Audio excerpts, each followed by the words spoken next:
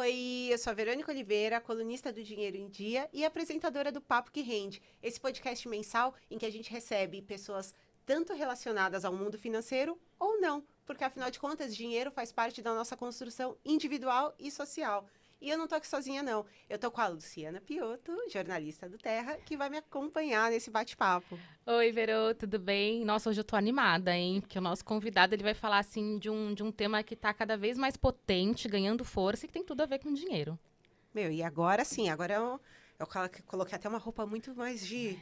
Não é uma camiseta de banda bagunçada, eu vim toda séria, porque não é pouco dinheiro, é muito dinheiro, é dinheiro de verdade, dinheiro bonito. A gente está aqui com o fundador do Black Money. Ele é especialista em negócios, educador financeiro, reconhecido pela ONU como um dos 100 afrodescendentes mais influentes do mundo. E isso é muito chique, muito potente. Alan Soares, bem-vindo! É um prazer estar com vocês, meninas. Vamos falar de dinheiro, vamos parar de apresentações formais e vamos ao que interessa, aos 100%. Mas para começar do começo, vamos falar sobre o nome, o Black Money. O que é o movimento Black Money? Explica pra gente em um tweet. Vamos lá. O meu Twitter seria: Movimento Black Money é diferente de Black Money. Esse seria o primeiro tweet. Opa! Então Já fiquei intrigada. Então vamos começar pelo conceito do o que é Black Money primeiro.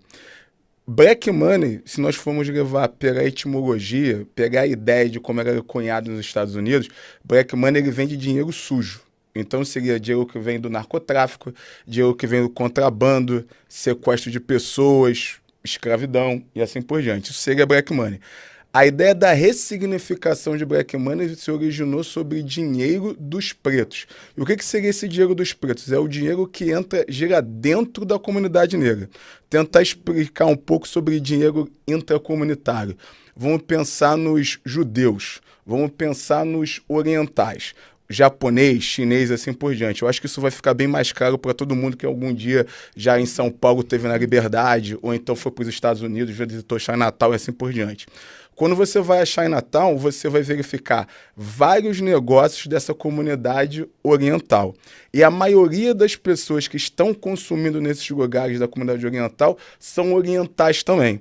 Então a gente coloca a ideia então de dinheiro intracomunitário é quando eu monto um negócio e a minha própria comunidade são os maiores consumidores do meu negócio. Então a gente começa a pensar nessa cadeia do dinheiro. Durante quanto tempo o dinheiro gira dentro da minha comunidade. E num estudo feito nos Estados Unidos, foi diagnosticado que a comunidade asiática mantém o dinheiro dentro de um único mês, rodando na comunidade asiática durante 22 dias. O que isso significa? Eu trabalho, digamos, a gente trabalha num banco. A gente é o trabalhador do banco, recebemos nosso salário. Pegamos esse dinheiro, fomos ao açougue, compramos carne no açougue. O dono do açougue é oriental. Suponhamos, nós somos japoneses, trabalhamos no banco japonês, compramos no açougue do japonês. Só que o dono do açougue, ele paga aluguel para alguém. Só que o dono do imóvel também é japonês.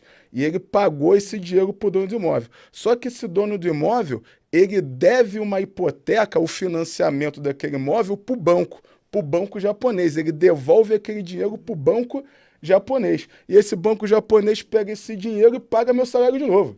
Então, o que acontece? Um único dólar pagou toda essa cadeia. Isso dá um grande efeito multiplicador. Isso é magnífico para a comunidade oriental, asiática. Só que, em contrapartida, os asiáticos ficam 22 dias com esse dinheiro girando dentro da comunidade. A comunidade negra nos Estados Unidos fica com esse dinheiro girando dentro da comunidade durante 6 horas.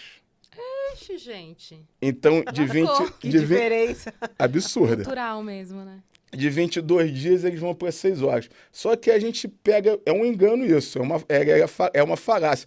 Porque até uma falácia do espantalho. O próprio racista, ele utiliza essa ideia de que o negro é mal organizado.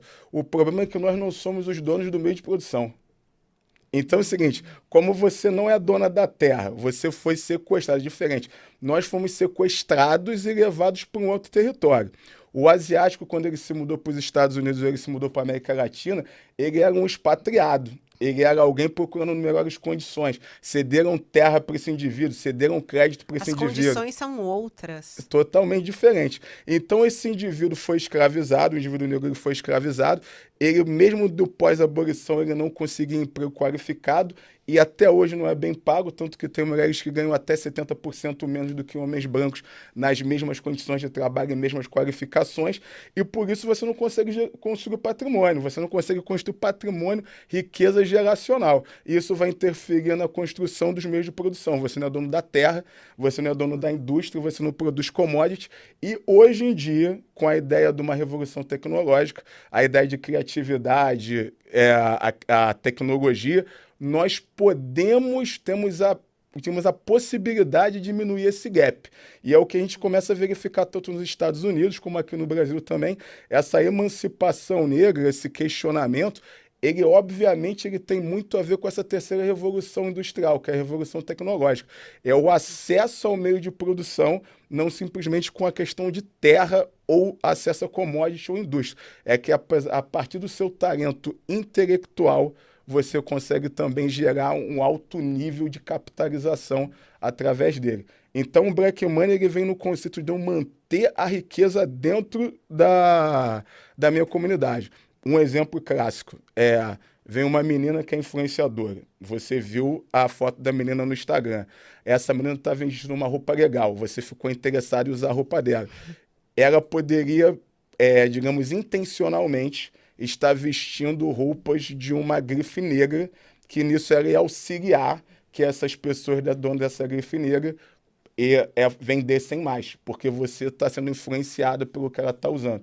Então, a ideia é que intencionalmente nós empreguemos mais pessoas negras e intencionalmente nós também venhamos a consumir mais de empreendedores negros. Essa ideia é o conceito básico do Black Money. Por isso que não dava para ser no Twitter. Precisava ser um É verdade. Já abre Twitter, Abriu, desenrola. exatamente. Mas a gente consegue ver, então, isso acontecendo entre outros povos, outras comunidades e em outros países. Qual é a grande dificuldade em trazer o movimento Black Money para o Brasil? Eu diria que alguém escreveu um livro sobre isso, ele é atual ministro de Direitos Humanos, Racismo Estrutural. Silvio Almeida. Silvio né? Almeida. Silvio Almeida. Eu diria que a principal dificuldade ele vem no racismo estrutural.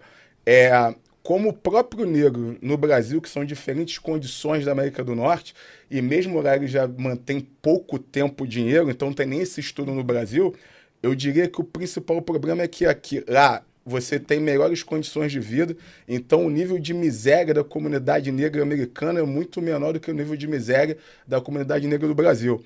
Então, o nível da conscientização e até mesmo como a própria estrutura social já foi montada, dá subsídios para que esse indivíduo, ele ganhando mais, ele saia da linha de miséria, ele possa fazer escolhas melhores.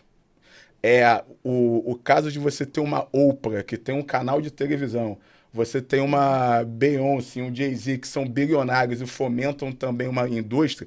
Você tem Rihanna e assim por diante.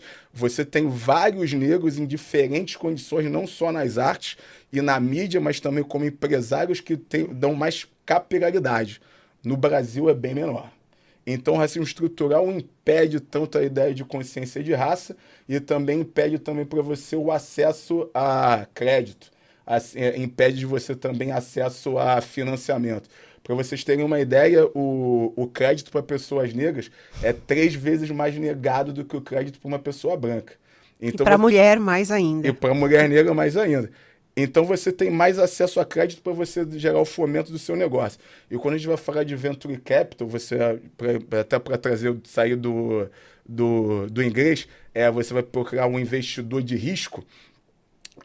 O nível de negócios pretos, não só no Brasil, mas no mundo, o índice de dinheiro que vai para negócios pretos oriundos desses fundos de Venture Capital é menor do que 2% do volume total que vai para o mercado. É um abismo, né? Inclusive a Serena Williams esteve aqui no ano passado e ela tem uma empresa de venture capital e focado em fazer aporte para empresas de pessoas negras e mulheres, e ela disse que vai dar uma olhadinha no mercado do Brasil também. E lá jogador de basquete, de futebol, reinveste na comunidade negra, né? Porque que aqui no Brasil os nossos jogadores de futebol, que estão aí, alguns até cometendo crimes, não é mesmo? Por que eles ainda não têm essa consciência de reinvestir na comunidade? Nesse caso, nós vamos precisar de falar de coisas um pouco mais profundas, que até o próprio digamos que o Fanon falava sobre a questão de máscaras negras, certo? E você vai pensar na ideia de que o indivíduo, por fora, ele é negro, mas por dentro ele é branco. A subjetividade do indivíduo é branca. Vamos trazer num campo aqui, vamos falar de BBB, só para conseguir chegar no nível onde todo mundo vai conseguir compreender a questão das relações humanas. BBB atual. Você vai verificar que a maioria dos negros atualmente dentro do BBB eles estão degradando entre si ali dentro. E você vai ver que a troca de afeto desses indivíduos é majoritariamente para com o branco, não para com eles em si. E isso não é só no BBB, é nas nossas relações externas. Então, quando imagina você é uma dona de um canal de TV, eu sou um jogador de futebol. Quando eu começo, infelizmente isso é a verdade, se eu escolho os meus afetos, a maioria dos meus amigos são brancos, a minha esposa é branca, o seu esposo também é branco. E ele é mesmo. É evidente que o nosso dinheiro vai acabar escoando majoritariamente para a comunidade branca. É porque é a escolha dos nossos afetos. Então a gente tem que também pensar qual o nível que a gente escolheu. Imagina, você ficou milionária. Você casou com uma pessoa branca, teve filhos. E seus filhos vão ser mestiços. Dentro da concepção de beleza, que é imposta no Brasil, a beleza é branca. Branco é sinônimo de beleza. Tanto que a gente vai ter dentro, volta ao Big Brother de novo. Tinha a Tânia, uma angolana belíssima. Dentro do Big Brother estavam disputando quem era o mais bonito, se era a Bruna, era aquele, o nível do absurdo que a gente está desenvolvendo. Então, obviamente, com essa possibilidade dos filhos mestiços, é muito provável que seus filhos também vejam como um ideal de beleza um padrão branco. O casal é milionário. Os filhos herdam esse patrimônio. É muito provável que o casamento dos seus filhos sejam também com pessoas brancas. Na sua terceira geração, provavelmente, eles viriam brancos. Redenção de Khan. Eu entendo a Redenção de Khan, aquele quadro terrível, né? É horrível. É bem violento mesmo aquele quadro. Mas voltando, e acho que faz parte, é importante você trazer essa análise, mas voltando para a questão financeira, porque é quase que uma responsabilidade social, talvez, de você voltar para a própria comunidade de onde você se originou, você devolver um pouco, devolver uma parte. Eu acho que é uma questão da educação, não só da educação financeira, mas a questão da gente conseguir potencializar o alcance dessas iniciativas. Eu, por exemplo, tenho uma amiga pessoal, que é a Jéssica Correia, e ela tem uma empresa que investe só em empresas de pessoas negras. E não pode falar o nome do negócio? Eu não consigo lembrar agora, eu lembro Tô tentando lembrar o nome, mas eu não consigo. Posso até procurar e colocar aqui para vocês. Porque existem essas iniciativas, mas o alcance ainda é muito pouco, é muito baixo. A gente consegue ver e tem essa coisa da educação, da gente entender. Da mesma forma que, independente de raça, cor, classe, quando uma pessoa se forma na universidade pública, eu acredito muito que ela tenha que devolver isso para a sociedade. E aí, se a gente cresce aprendendo a lidar com a grana, a questão da gente não ter educação financeira é muito complicada. Então, eu brinco muito que quando eu falo, o que eu estou fazendo aqui? Tá escrito dinheiros ali. Eu não sei lidar com dinheiro. E aí eu descobri que não era eu que não sabia lidar com dinheiro. Eu não tive a oportunidade. Então, eu nunca tive o dinheiro na minha mão. Quando ele caiu na minha mão, eu consegui fazer com que ele desse certo. Mas já colocaram na cabeça da gente, você é preto, você é pobre, você mora na periferia, não é para você. Né? Preto e dinheiro são palavras rivais. Não são. E não são. Quando caiu na minha mão, eu fiz ele rodar entre outras mulheres pretas. Quando eu tinha uma empresa de faxina, a gente tinha ali critérios bem definidos para que as mulheres usassem esse dinheiro na quebrada delas. Não de gastar, por exemplo, a gente sai da periferia para limpar uma casa no centro. Aí passa lá, tem tudo perto. E aí esse dinheiro não roda onde você vive. Então, eu mesma, por muito tempo, já chegava, atravessava a cidade com um monte de compra. E depois falei, por que eu não compro aqui? Olha só, tem uma senhora que tem um mercadinho. Então, a gente consegue entender, mas ainda é muito pequeno o alcance. Mas olha só, a primeira coisa que você construiu com essas mulheres foi a relação do afeto. Você se colocou igual a elas. Olha só, então eu sinto essa dor também está nelas. Então, mudando a realidade dessas pessoas, eu também vou mudar a minha realidade. E aí, quando você não constrói esse afeto, você se coloca na posição do outro. Então, esse jogador de futebol, ele se vê como outro. Ele não se vê mais como pertencente àquele grupo. Então tem toda essa conexão com... Eu tenho a ideia da consciência racial e a consciência social que tem que ser colocada. E a ideia da educação financeira é extremamente importante, mas se você for depender da educação que o Estado, ou então até o ente privado quer te dar, você nunca vai encontrar essa liberdade. Tem um livro muito bom, eu me esqueci o nome do autor, mas é a Deseducação do Negro. Então, o livro da Educação do Negro tem uma frase muito boa, num dos capítulos, que ele vem dizendo que o homem ele tem 2 tipos de educação, a que o Estado dá e a que ele dá a si mesmo. Então, quando o indivíduo está ouvindo aqui o podcast, os Dinheiros, essa é a educação que ele está dando a ele mesmo. Ele foi procurar aquilo de forma autônoma. Então, ele quer melhorar de forma autônoma. Esse é um dos problemas que nós temos, porque até para procurar educação de forma autônoma, eu vou precisar solucionar problemas que vêm do próprio campo da minha subsistência. Eu tenho que primeiro conseguir comer, eu tenho que primeiro conseguir morar, eu tenho que conseguir dar o básico para minha família, só que a maioria da nossa população, do nosso grupo, ele está lutando pela subsistência. E, Alan, acho que a gente sabe que é uma informação já amplamente divulgada na mídia, enfim, que a população negra no Brasil é a maioria, nós somos 56%, de acordo com números do IBGE, e quando a gente fala de indicadores positivos, tipo os mais ricos, nós não estamos representados lá, ou o board executivo das empresas, enfim. Quando a gente fala de indicadores negativos, como, por exemplo, o número de desempregados, a gente é a maioria, somos 67% dos desempregados, 66% dos trabalhadores domésticos. Eu queria saber como que nesses 5 anos de atuação do movimento Black Money, vocês atuando ali como um hub de potencializar empreendedor, de potencializar a comunidade negra, o que vocês já conseguiram perceber de avanço? E também, enfim, enfrentaram um governo aí que trouxe algumas dificuldades. Dá um overview para a gente do que o movimento potencializou, contribuiu e viu já melhorar nesses anos. Olha, sobre melhorias, vimos poucas, muito poucas mesmo. A maioria das empresas ou das pessoas que se dizem antirracistas, eles entraram numa onda do ESG, mas é muito mais o que eu diria espuma e marketing, que eu chamaria do brownwashing, poderia chamar de greenwashing. E tem até um termo, poxa, pena que eu esqueci o nome dela. Nossa. O termo é o diversity washing, mas eu esqueci o nome da criadora, é uma brasileira, eu esqueci o nome dela. Mas a ideia de utilizar isso como a lavagem da diversidade, justamente sobre uma questão de utilizar como mídia, propaganda para as empresas ganharem mais. Isso é uma coisa importante que a gente tem que observar isso, principalmente a comunidade negra, porque acha, olha, aquela empresaria é legal, porque está colocando muito negro na propaganda, alguns negros estão falando nela e eu deixo de botar dinheiro numa empresa preta para colocar nessa empresa. Isso tem que ser observado.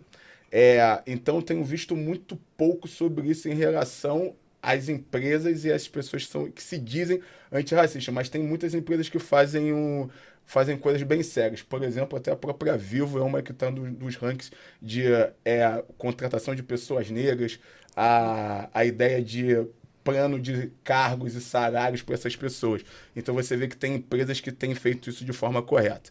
Quanto ao que o MBM vem fazendo, um exemplo, durante a própria pandemia, nós conseguimos reverter cerca de 1,5 milhão de renda para mães negras solos e pessoas que são donos de microempreendimentos. Então, a sociedade naquela época, justamente porque o George Floyd ele acabou sendo assassinado, houve uma sensibilidade da sociedade.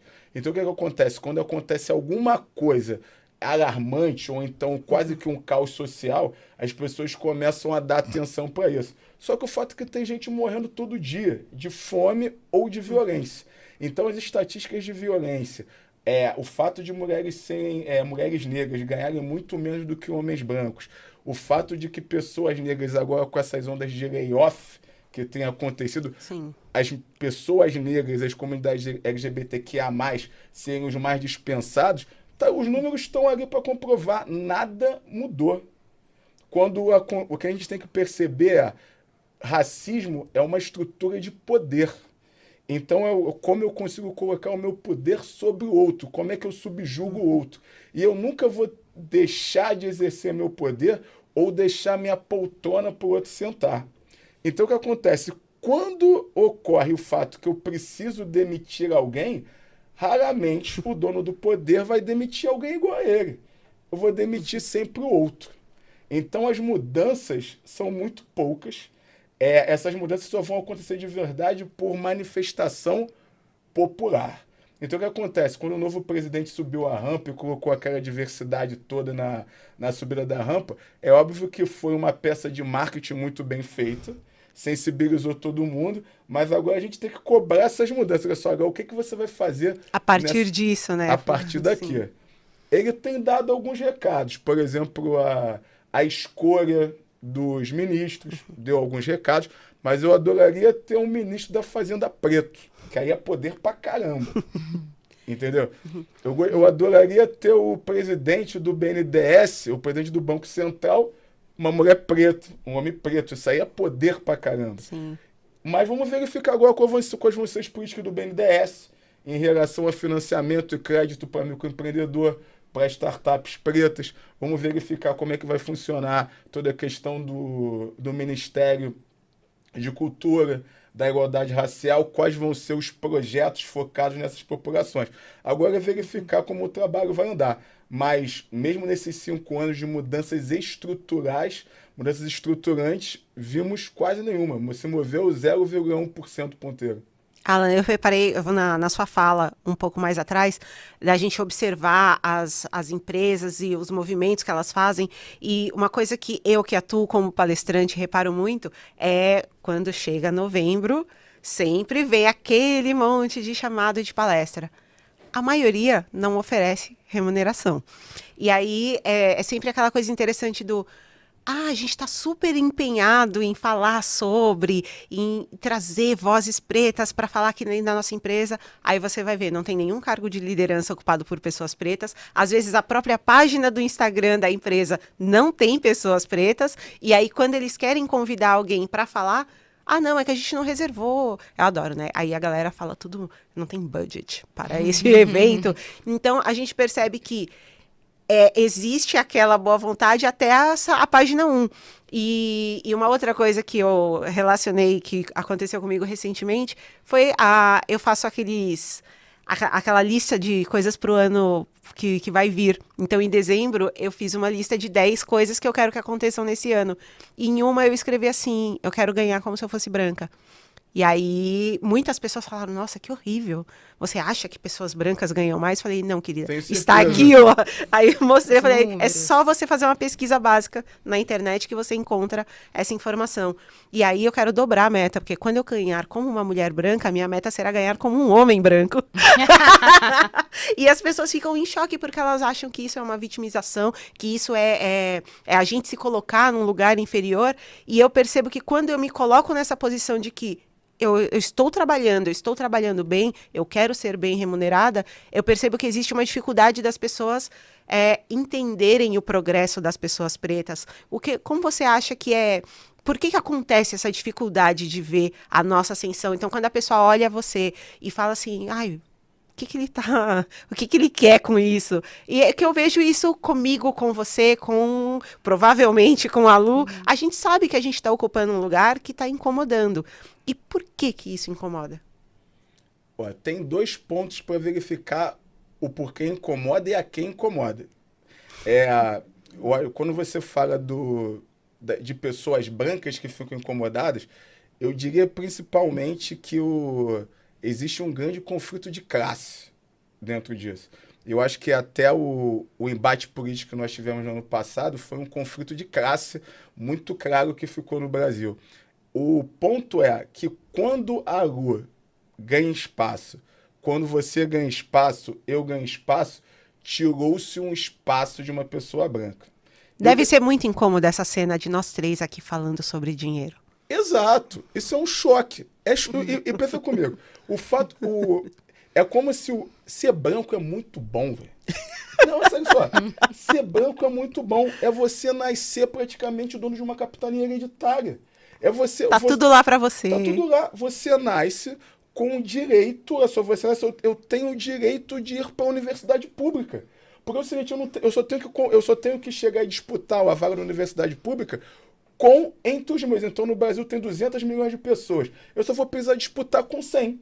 Eu não preciso disputar com 200 milhões. Só metade da população tem direito a isso. Então é o seguinte, para ser presidente de uma empresa multinacional, eu nasci homem branco. Então, olha só, eu estou apenas disputando com 25% da população. Porque uma mulher branca não vai ser. Dificilmente vai ser. O homem preto não vai ser. A mulher preta muito menos. Só que aí vai que eu crescer. Aí dentro desses 25% dos brancos que estão ali, aí eu vou derivar, provavelmente um indivíduo que tenha... Não sei se eu vou falar correto, desculpa se eu estiver errado, gente. PCD, que seja PCD. Sim, isso. Provavelmente ele também não vai ser. O indivíduo que também é gordo, provavelmente também não vai ser. Então é o seguinte, se eu nasci um homem branco padrão, eu tô ali disputando com 10% da população brasileira para ser presidente da empresa. É bom pra caraca. Sim. E assim, pegando esse gancho pra gente conseguir aqui finalizar, o que você daria de dica? Você pode falar para que a gente, não só a gente, enquanto comunidade de pessoas pretas, mas para o público geral, como a gente consegue se conscientizar? Porque eu ia adorar que pessoas brancas investissem em negócio de pessoas negras. Então, não quer dizer que vocês não possam. Venham, gente. Aliados podem vir juntos. Então, dicas que você pode dar para que o movimento consiga avançar. Eu diria para o indivíduo branco que se diz antirracista. Seja antirracista de verdade. O que é antirracismo? Você vai comprar de pessoas pretas, você vai contratar pessoas pretas, você vai dar mentoria para pessoas pretas, então você vai fazer isso de forma intencional. Isso daí é antirracismo, agir. Quando você vai chamar para uma palestra, você vai pagar. Ah, não, que eu vou dar visibilidade. O Instagram e o TikTok já dão essa visibilidade. O LinkedIn também já dá. Então é o seguinte, então você faz a sua parte, você paga. Pagar é um ato antirracista. E agora, quanto à nossa própria comunidade, o que ela deveria fazer é o campo de alcançar consciência. Um dos pontos é não gastar dinheiro à toa. Isso aí é um bem que ela vai fazer para si mesma. Infelizmente, por um campo da gente sofrer um gap de autoestima, e isso acaba retratado muitas vezes nas mulheres por vários comportamentos de estética que elas querem fazer. Às vezes, quanto à operação plástica no nariz, algumas mudanças, não vale a pena a gente tratar disso aqui. A gente acaba gastando um dinheiro com bens materiais ou então com intervenções estéticas que poderiam servir muito para a construção de riqueza, de patrimônio ao longo do tempo. Para vocês terem ideia, nos Estados Unidos, pessoas pretas consomem mais Mercedes do que pessoas brancas. Eles compram mais Mercedes do que pessoas brancas. Só que pessoas pretas têm mais renda do que a pessoa branca? Não. Como esse indivíduo ele não sente ser alguma coisa, ele precisa ter alguma coisa. E aí a gente reflete muito aquilo, tipo, a gente vai ver que a gente vai num baile na comunidade, tá a molecada lá com tênis da hora. O melhor celular, melhor celular. E eu não tô falando que esse indivíduo ele não deveria ter, não. Acho que ele deveria ter sim. Só que é o seguinte, a nossa principal demanda seria, olha só, eu vou pressionar o Estado e as instituições privadas por remuneração justa. Eu tenho que começar a pressionar o Estado para pautar, sim, distribuição de renda, taxação de mais rico, taxação de dividendo, para sobrar dinheiro para a população, investimento nesses locais. E a partir daí, eu consigo ter dinheiro, ser superavitário, ou seja, eu gasto menos do que eu ganho, e a partir daí eu começo a comprar ativos. Para dizer para todo mundo o que é um ativo. Ativo é tudo aquilo que põe dinheiro no teu bolso. Passivo tira dinheiro do teu bolso. Então, no lugar de você comprar um carro para dar rolê com a gatinha, que é passivo, tá tirando dinheiro do teu bolso, tu compra um carro e aluga pro teu amigo trabalhar no Uber. Teu amigo vai ganhar dinheiro e você também vai ganhar dinheiro. Não vai ser a locadora de veículos, que é o dono branco, que vai ganhar dinheiro com isso. Essa é a ideia do negócio ser intracomunitário. A questão da comunidade negra, quando a gente fala de forma assim maximizada, são 100 milhões de pessoas no Brasil, 120 milhões de pessoas. Mas você tem uma comunidade negra dentro da tua casa, dentro do bairro que você mora, teus amigos mais próximos. Então você começa a cooperar com eles. Você tem que começar primeiro a cooperar com os seus afetos mais próximos. Então a ideia da educação financeira e o consumo intracomunitário, ele é importantíssimo, que não é apenas o indivíduo que vai se fortalecer. Vão ser um grupo de pessoas que vão se fortalecer de forma coletiva. Sensacional. Pô, eu acho que é muito importante a gente sempre se ligar nisso de consumir. Às vezes a gente repara que tem um vizinho, um parente que tá ali empreendendo, começando um negócio, e a gente não apoia, a gente compra de uma outra pessoa, numa grande empresa, e não compra da galera que tá do nosso lado. Então isso é muito importante. Eu acho que é uma forma muito, muito bacana da gente fechar o nosso papo. Eu acho Passa que muito rápido, hein, Lu? Passa muito rápido. Eu ia pedir só pro Alan passar um serviço, porque acho que a gente falou muito do movimento Black Money como movimento, como conceito, como algo que acontece e move a sociedade, e falar assim, o negócio social, o movimento Black Money, fundado por você e Nina Silva, o que vocês têm à disposição ali como serviços, como ferramentas e como suporte para a sociedade? As pessoas entram lá, qual é o site, o @, o que elas encontram? Maravilha. Então, até juntando isso que você me pediu, vou dar uma dica para as pessoas. Não, você falou muito, mas como é que eu faço isso? Como é que eu faço acontecer? Um exemplo, o meu personal trainer é preto, o meu médico ele é preto, a menina que trabalha lá em casa ela também é preta, então eu escolho intencionalmente quem vai prestar algum tipo de serviço para mim que seja preto. Só quando todas as alternativas elas se esgotam que eu procuro um outro grupo. Então, o primeiro ponto que você poderia fazer isso. E aí, até quando nós desenvolvemos o movimento Black Money, era para isso. E aí, muitas pessoas levantaram a mão e perguntaram, mas como é que eu vou fazer isso? Por exemplo, eu queria comprar uma roupa. Não conheço um empreendedor preto que faz roupa. Não conheço um empreendedor negro que dê o serviço de personal trainer. E aí muita gente levantou essa dor. Nós criamos um marketplace. No marketplace tem mais de 2.500 empreendedores negros lá dentro, que vai vender desde brinquedo infantil para brinquedo de adulto, se vocês me entenderam em brinquedo de adulto. Importante. São 2.500 lojistas, o nome do marketplace é Mercado Black Money. Então, todo mundo que comprará vai ter a certeza que aquele dinheiro vai estar indo para um empreendedor ou para uma empreendedora preta. Então, esse daí é o nosso negócio principal para a comunidade preta. E qual que é o site? www.mercadoblackmoney.com.br. E aí também temos o nosso braço educacional, que é o Africatech. A Africatech vem de uma África livre e tecnológica, Africatech. E agora a gente está com um programa super interessante, já temos 2.000 inscritos no programa. É um programa em parceria com o Meta, então é de educação em Web3. Então as pessoas vão aprender a programar, aprender a fazer negócios focados no metaverso. Ele é focado para pessoas pretas, o curso é gratuito. 2.000, já temos 2.000 inscritos. Você também consegue se inscrever. Basta ir lá no Instagram do Movimento Black Money, é só colocar Movimento Black Money no Instagram, que você vai poder se cadastrar e participar do curso.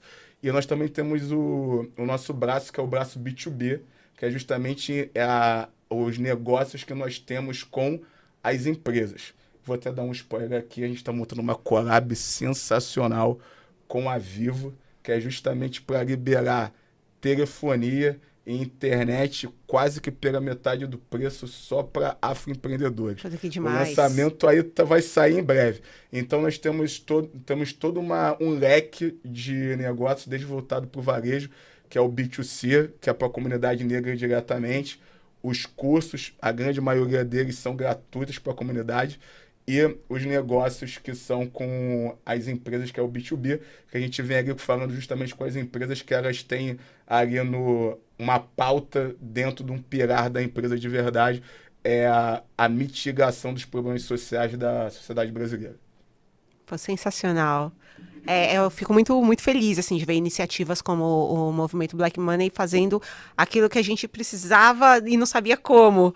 Então, para encerrar o papo, agradecer a Alan, agradecer a Lu pela conversa. Estou muito chateada. Terra, vamos fazer isso aqui durar mais, porque é muito rápido, não dá tempo, é muito curto. Ó, vamos pedir mais tempo para a galera. E eu queria dizer que o Papo que Rende está disponível em todas as plataformas de podcast, então é só você escolher a sua plataforma favorita para ouvir, e que eu tenho a coluna no Dinheiro em Dia, e toda semana tem vídeo novo. Então, pode me acompanhar por lá, e mês que vem vai ter uma nova conversa. Beijo para vocês.